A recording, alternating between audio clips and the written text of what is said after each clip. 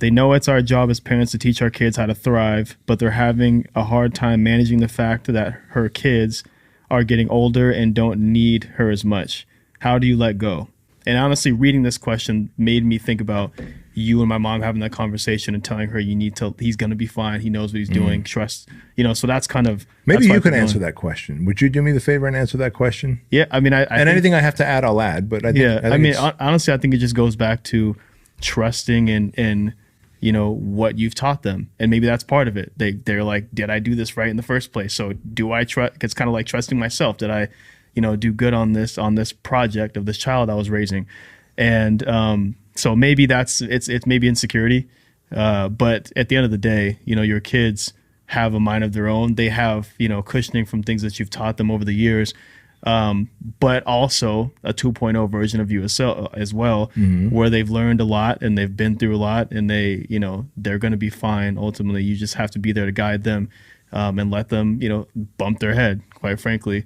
And yeah, man. So I think that's really what it comes down to. I think it's just you're so used to taking care of someone for so long. Yeah. It's really hard to let go. Yeah. Especially as a mom, and especially as a mom of a young boy, right? Like when I say young boy, a young man as they get into their teens, because organically a teenager, especially 15, 16 years old, wants to start detaching from their parents and exploring their own opinions, their own thoughts, testing themselves. That's when, if they weren't raised right, they're most likely to go into a gang. If they didn't have a good moral character, core values that they grew up on, like me, I love my dad. Like he taught me to be tough, but I didn't, there wasn't a lot of his involvement. Right. And so in my teens, I started carjacking and home invasion robberies, and not proud of it. But he sure could have told me that we don't do these things for a multitude of reasons. One, you're asking to get shot by someone living in their house and you invading it. Number two, there's karmic justice. Karma will shoot you. That's the worst fucking bullet to get shot by, because that gets you years later, decades later, when you're not paying attention. You're like, fuck, that was for that home invasion robbery. Yeah. Like that was that. And so, but you're absolutely right. If you did a decent job raising your kids, then you've got to let go and let them bump their head. That is how they learn. And I think that's why it was so easy for your mom when she texted me like, man, I'm really worried about my baby boy, and I just think if he did this, because he's married, he's got 2 kids, and if he just got a job and to make ends meet, I was like, Toy, he's meant to be an entrepreneur. I know how you raised him. Like, you did a great job raising him. You have to let him fly. And she was like, you know what? Okay. And that was it. And I hit that text, and she responded with like, you know what? Okay.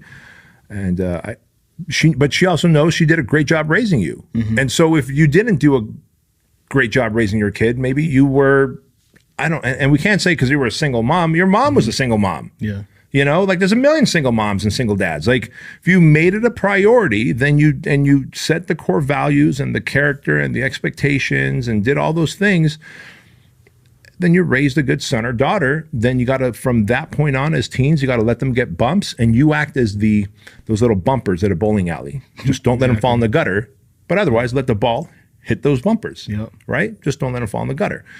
That's where you want to be there to still help out. Like I let Andrew, who's 17 now, bump his head here and there. Yeah. But I'm not going to let him fall in the gutter, because I love the kid. Like, hey son, you're about to fall in the gutter. Here's where dad has to pull you back. And I'll explain why. But he's made a couple of bad financial decisions because he got a little greedy with his crypto purchasing, and he borrows money from me at 8% interest, and he's in debt to me, and I ain't about to forgive that debt. I could, but I'm not gonna.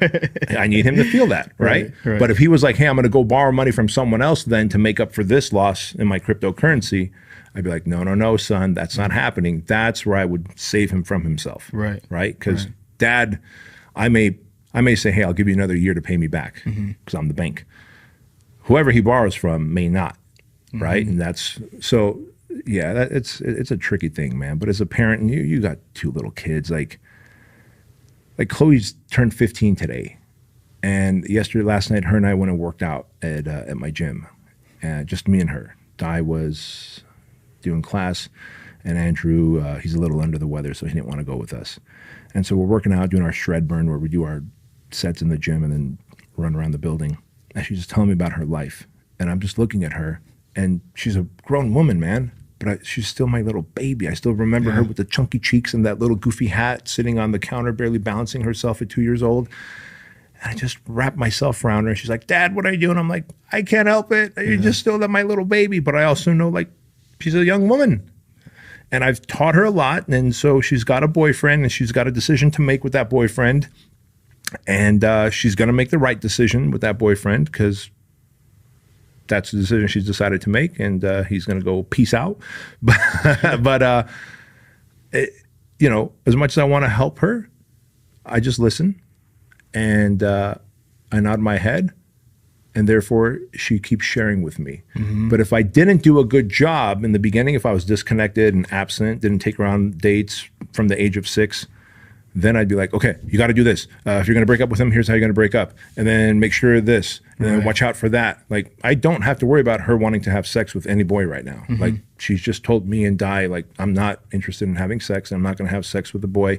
Like, I'm going to save myself for the right boy. Like, it's as simple as that, right? And everyone's got their own opinion on that, but that's how we instill in our daughter, and it's as simple as that, man. But yeah, if we didn't parent well, you should be worried. If you parented well, then let them get the bumps.